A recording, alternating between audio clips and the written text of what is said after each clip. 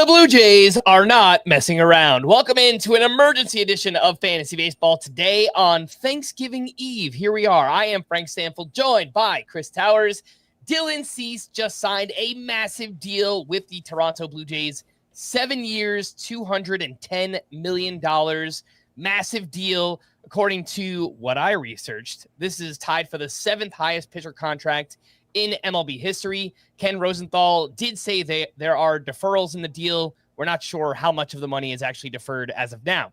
We do know that Dylan Cease is incredibly talented, Chris, but also inconsistent from year to year, coming off a 4.55 ERA, a 1.33 whip, but did have 215 strikeouts over 168 innings pitched.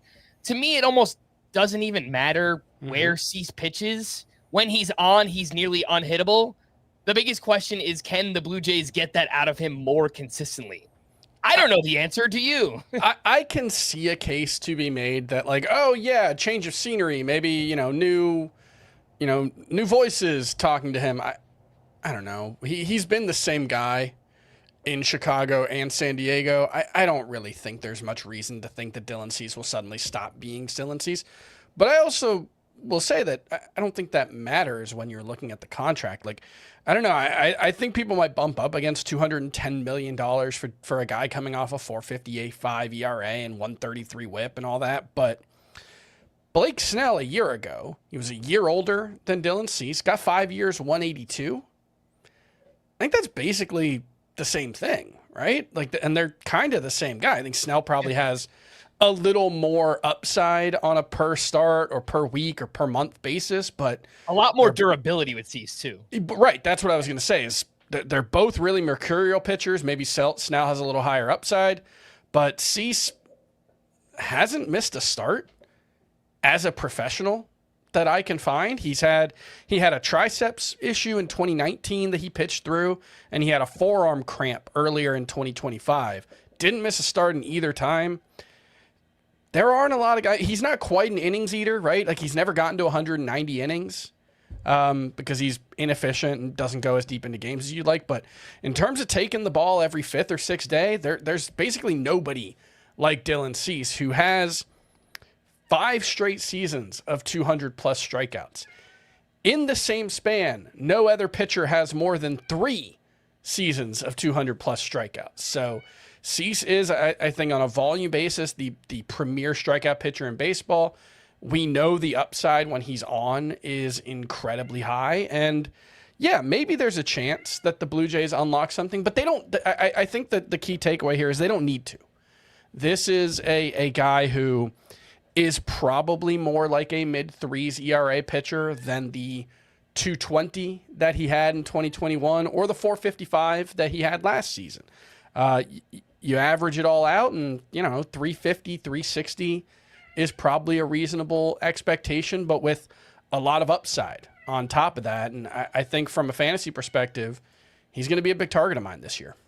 I can't tell if those are good or bad meows in the background. Indifferent, I think. She just wants to be let out of the room.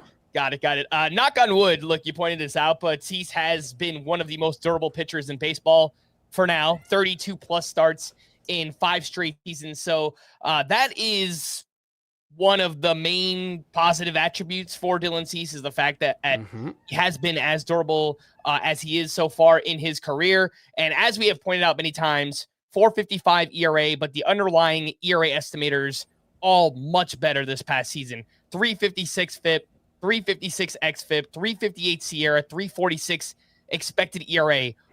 All 4 of those numbers were top 16 among qualified starting pitchers this past season, and are all pretty much in line with his ERA estimators from the year prior, when he had a 3.47 ERA and a 1.07 whip. So he is kind of a confounding pitcher, and Scott and I spoke about this recently. I'm not sure you were on that episode, Chris. If you look at the years where things go poorly for Dylan Cease, it's all BABIP-related. And it's kind of hard to explain, right? Because if you look at his BABIP the last 5 years working backwards, it's 320, 263, 330, 260, 309.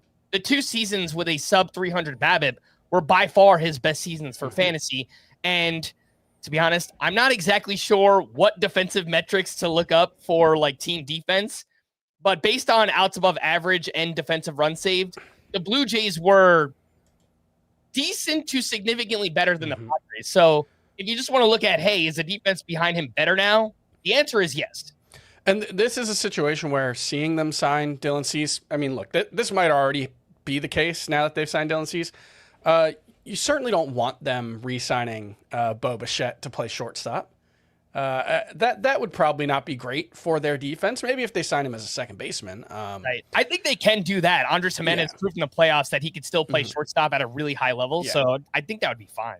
The one thing I do want to point out with Cease is it's not all BABIP variants. You know, we do have the ability to account for quality of contact allowed, and the worst season for him was 2023 when he had a 383 expected WOBA on contact. He had a 410 xERA. Otherwise, he's been 365 xERA or better 5 straight seasons. So I think there's something to it's just random variance. I think he has struggled with the quality of contact he allows at times. But on the whole, I think I like this deal a lot for the Blue Jays. I think getting a high variance pitcher who you can count on, which kind of feels like a little bit of a, I don't know. Can't think of the word. It's a holiday. I can't think of words right now. Inconsistency, I suppose, in how you view him, but you know he's going to take the ball every 5th or 6th day. You know he's got the upside in a big game to shove and push you to the next level. So I think it's a perfectly reasonable contract. I think this is what Dylan Cease was probably always going to get and should have gotten. And from a fantasy perspective, I think he's a pretty nice target right now. His ADP is right around 85th in these early drafts that we're seeing. It's right around the 20th starting pitcher off the board. And you look at the guys directly ahead of him, and it's names like George Kirby, who I don't think is a safer bet than Dylan Cease, certainly, or Spencer Schwellenbach. Obviously, we love the upside, but there's a lot of uncertainty about the workload there. Joe Ryan, he's probably safer, but kind of similar to Dylan Cease. There's been a lot of ups and downs throughout Joe Ryan's career as well. So I think that range makes perfect sense. And I will probably be drafting Dylan Cease quite a bit if his price remains around the 20th starting pitcher. Yeah, it's exactly SP20 on the nose there. You mentioned some of the names he's going around. Just ahead of him, he's actually sandwiched by Braves pitchers right now. Yeah. Spencer's. It's Schwellenbach and Spencer Strider. And then I can't believe Strider's that expensive. Yeah. I'm shocked. It does shock me as well. Jesus Luzardo also right in this range. I guess that's the same guy. From a perspective of, hey, there are inconsistencies, but there's a lot of just upside and especially strikeout upside that does make sense. My next question was, do you think he moves up a tier now that he's signed? I don't know why this happens, but with NFBC ADP, player signs, he usually moves up in ADP. Does he get up into that next tier where Kirby is going at 66 and Joe Ryan is at 63 and Freddie Peralta is at 60? Can you see Cease getting up into that like 60 to 65 range in ADP? It's not impossible, but like a 20-point, 15-point jump in overall ADP is pretty extreme. It probably shouldn't happen, but I can see it happening. Well, I kind of think he should be going in that range anyway. So if he did jump up to there, it would be like, well, maybe the process that led it to Dylan Cease being a top 65 pick wasn't great, but it's probably reasonable that he should be a top 65 pick. So I think it's fine. I have him as my number 20 SP. I think him and Blake Snell are basically the same guy, and it just kind of, if you want to shoot for a little more upside, Snell's got it, but I think I'd rather have Cease than Blake Snell. I think I'd rather have Cease than Freddie Peralta or Nick Pivetta or Shohei Ohtani if you're only drafting pitchers. So I think right around 20 makes a lot of sense, but yeah, he's fine there.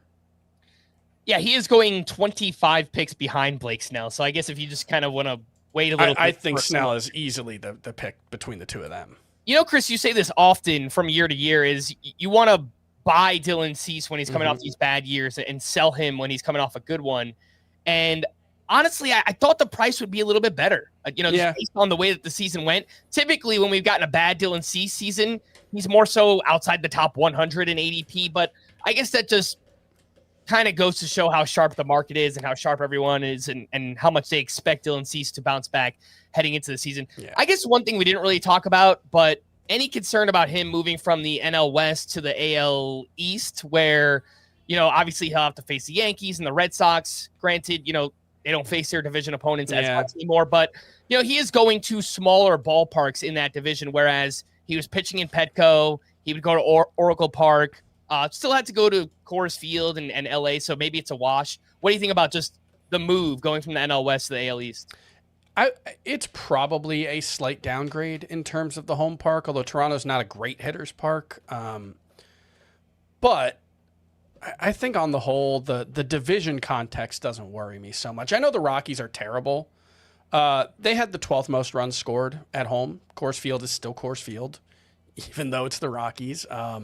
Obviously, the Dodgers are in that rotation. They're pretty tough. The Diamondbacks. The D-backs have a good lineup, too. Yeah, D-backs scored a ton of runs. So I don't really think if anything, I think the team context might be a little better because of defense. But overall, like you said at the top, I almost called him Blake Snell. That's how. Yeah, I think I just wrote an article about it, and I think I had to delete Blake Snell 3 times when I meant to write Dylan Cease as well. I don't know if context matters so much for Dylan Cease. He is both the ultimate arbiter of his own success and seemingly completely out of touch with his own success in a weird way. It's like those days when he's on, he's missing bats and he's not walking everyone or wasting 3 pitches per at bat. He's unhittable, and it doesn't matter where he pitches. And there's the BABIP fluctuation from year to year. Yeah, that'll happen. But on the whole, I think if you go in expecting something like a 360 to 370 ERA and a top 5 strikeout pitcher in baseball, you probably won't be disappointed. Although you might be. Yeah. Again, that is Dylan Cease headed over to the Toronto Blue Jays, who clearly are not messing around this offseason. Their updated rotation, Cease up at the top. They have Kevin Gausman, Shane Bieber, who re-signed with them as well, Trey Savage, and Jose Barrios. Maybe they even go out and make another deal, even if it's a 1-year kind of veteran-type contract. I don't think this takes them out of the chance of getting like a Bo Bichette. Maybe it does with Kyle Tucker, although they have been linked to him quite a bit. So we'll see. I still think that they have one more big offensive move in them. Whether or not that's Kyle Tucker or Bo Bichette, we will wait and see there on the Toronto Blue Jays. Padres pitching staff is going to be a problem. Not in the way the kids say, where it's like, oh, they're a problem. No, it's going to be a problem for the Padres, I think. Yeah, that is not a great look for the Padres right now, but I think we pretty much expected Dylan Cease to leave there anyway. So I think the Padres are going to have to, A, either get creative, or B, we learned recently about the sale of their team and everything. Yeah. Maybe they start to just kind of trade pieces off and try and kind of replenish, kind of finagle things around there. So we'll see what happens with the Padres this offseason. We're going to wrap there. For Chris, I am Frank. Thanks as always for tuning in to Fantasy Baseball today. Please make sure to follow and leave a 5-star rating on Apple or Spotify. And we will be back again, hopefully next week, but who knows what's going on. Bye-bye.